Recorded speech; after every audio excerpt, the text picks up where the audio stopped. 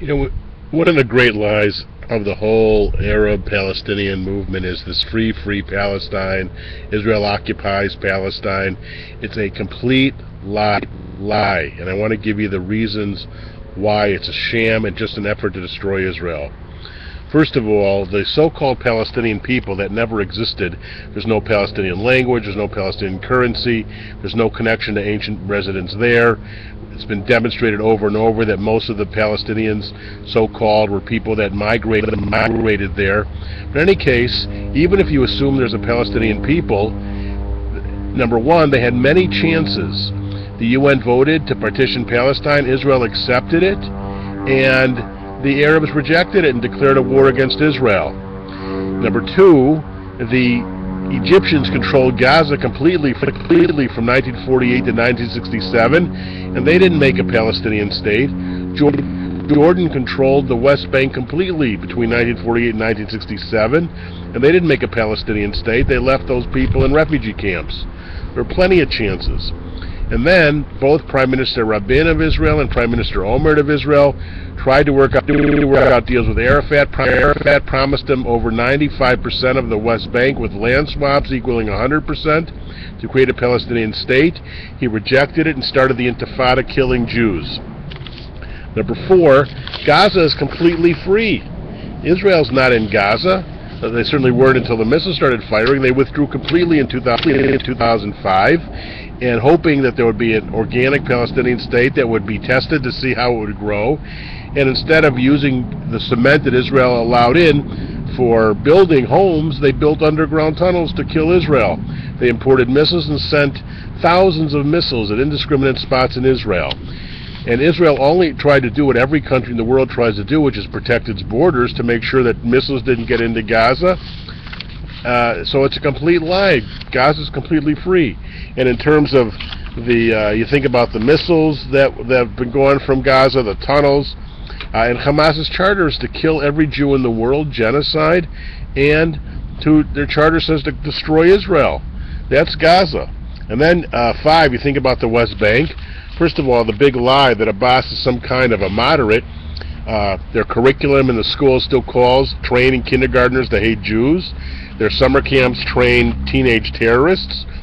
Before Israel built the fence to try and separate Gaza, the West Bank, from Israel, there were suicide bombers killing hundreds of Israelis. Abbas may speak sometimes in moderate tones in English, but if you listen to his speeches in Arabic, it's often very hostile and angry and wanting to kill Jews. And his aides certainly run around the world saying kill Jews and destroy Israel. Abbas's PhD dissertation was Holocaust denial. He openly says there will never be a Jew allowed in the country of Palestine, which is a place that Jews have always lived for 4,000 years. He says he'll never agree to a Jewish state. So what is this about the West Bank being free? And the people that live there are living on Jewish land. The only people that ever had sovereignty over that land in history before Jordan and the West Bank were Jews. And Jews lived there. And then, of course, the people that stole it from the Jews, the Romans, the Muslims, but it's been Jewish land. Read the Bible. The Bible says, I promise you this land to the descendants of Jacob.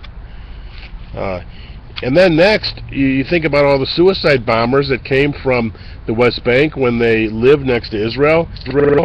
And if you give the West Bank to the Palestinians, Israel will be 9 miles wide. 9 miles. Israel itself now is smaller than the state of New Jersey, and they want to sharpen it even and make it smaller. You think about all the land in the Middle East, Israel represents 0.5% of the land. There are 300 million Arabs in that area and only 6 million Jews, and they want to take more away, and they'd be within shooting distance of the Israeli airport. And then you think about the refugees, so-called refugees. Every time in history there have been refugees, they've been settled by some other country. Why should Israel be any different than that? And then finally, you think about the Arabs in the West Bank. They're the freest Arabs in the whole world. And the only place in the whole Middle East the Arabs can be free who are gay is Israel.